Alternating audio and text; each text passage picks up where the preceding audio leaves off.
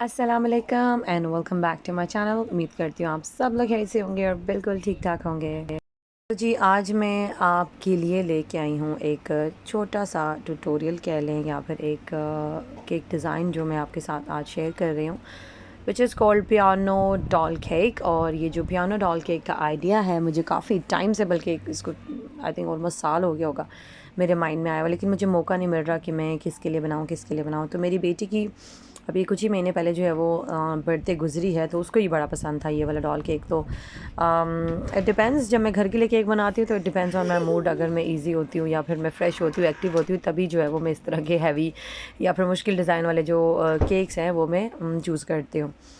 तो ये हर इतना मुश्किल तो नहीं था, इट वॉज़ क्वाइट ईजी। जैसे कि मैंने फ़र्स्ट टाइम बनाया तो मुझे लगा मुझे ट्रबल होगी, तो मैं ना इतना रिस्क वगैरह नहीं लेती। और फिर मैंने सोचा कि जब तक आप रिस्क या फिर आप लोग नए नए डिज़ाइन नहीं ट्राई करते, तो आप जो है वो उन्हीं हल्के फुल्के इजी डिज़ाइंस पे जो है वो you just get stick to that designs.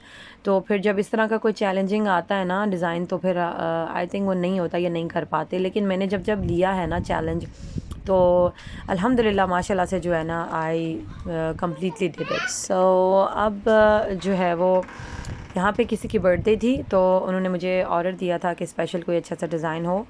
2 साल की बेबी है, तो उसकी जो है वो आपने बर्थडे करनी है 2 साल की बच्ची के लिए। सो मुझे फिर लगा कि ये डिज़ाइन जो मेरे माइंड में है, I think this is the right time to use, क्योंकि ये बच्चों के लिए भी अच्छा है।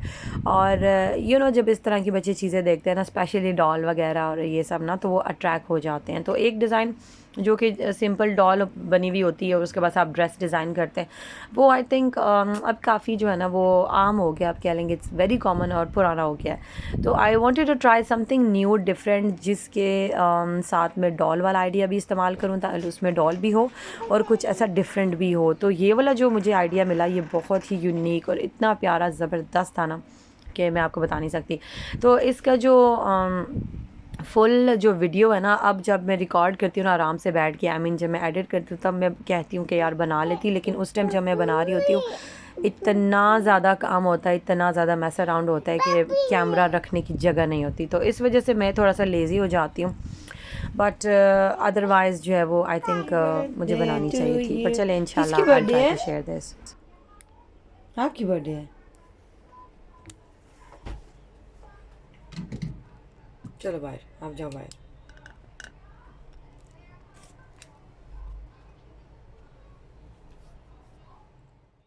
तो अब मैं यहाँ पे उसका ड्रेस डिज़ाइन कर रही हूँ। पहले तो मुझे कलर जो है वो कॉम्बिनेशन समझ नहीं आ रहा था, मैंने बहुत ज़्यादा देखे, मैंने येलो देखे, पर्पल देखा, ब्लू देखा, और इस तरह के डिफरेंट जो है ना काफ़ी कॉम्बिनेशंस मैंने देखे। बट मैंने सोचा कि मैं 2 में रखूँगी कलर, तो वो कॉम्बिनेशन में ना अच्छा लगता है। और यहाँ सामने जो है वो आप चाहें तो जिस बच्चे या जिसका बर्थडे होती है उसका नाम भी कीबोर्ड के ऊपर, मतलब यहाँ साइड पे ऊपर वाली जगह पे लिख सकते हैं, जहाँ पे मैंने फ्लावर रखा हुआ है।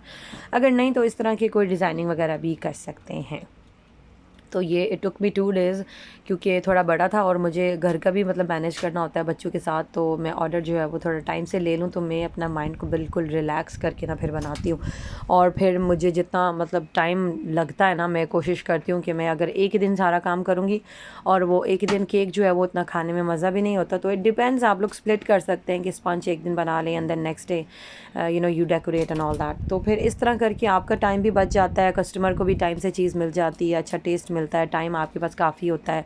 क्योंकि आई अंडरस्टैंड कि जो होम बेकर्स है ना, जो घर से मतलब बिज़नेस या ये वो काम कर रहे हैं, तो उनके लिए थोड़ा मुश्किल हो जाता है। क्योंकि अगर तो हमारे ये प्रॉपर बेकरी वगैरह होती तो हमारा तो फिर 24/7 यही काम होता ना कि हमने बस केक ही बनाना है। लेकिन अब यहाँ पे बात आ जाती है, जब आप घर पे बेक करते हैं ना, तो फिर घर में सारा मतलब आप कह लें कि हर चीज़ का ध्यान रखना पड़ता है। अब ये ऑलमोस्ट आधा आधा काम करके मैं इसको फ्रिज में रख रही थी, फिर मैं अपने बच्चों को नाश्ता दे रही थी, फिर बर्तन धो रही थी, फिर जो केक का काम रह रहा था मैं वो कर रही थी। तो इस तरह करके ना चलता रहता है। तो इस काम में जो है वो काफ़ी ज़्यादा मेहनत चाहिए, काफ़ी ज़्यादा मेहनत चाहिए। तो आप लोग ज़रूर मुझे कमेंट करके बताएगा कि ये केक आपको कैसा लगा। एंड मेरी तरफ से happy birthday to Hinja Noor, I think yes उनका नाम यही है। और माशाल्लाह से शी टर्न 2। और स्पेशल जो है वो मैंने उनके लिए ये बॉक्स तैयार किया है। जब मैं किसी को मतलब ऐसे ऑर्डर नॉर्मली जब मैं मैं नहीं जानती या मैं किसी को भी ऑर्डर देती हूँ ना, तो उसका जो बॉक्स होता है वो इस तरह खूबसूरत सा पैक करके नहीं होता है, इट्स लाइक सिंपल लाइट के बिना होता है। तो क्योंकि इसके भी अलग से चार्जेस होते हैं, तो इस बार जो है वो मैंने अपनी तरफ से, क्योंकि इन्होंने मुझसे पहले भी एक दो दफ़ा केक ऑर्डर किए हैं, मैं इनके रिलेटिव वगैरह ने भी, तो उनको माशाल्लाह से अच्छे लगते हैं, तो आई अप्रिशिएट कि वो मुझे जो है वो ऑर्डर करते हैं या उनको अच्छा लगता है।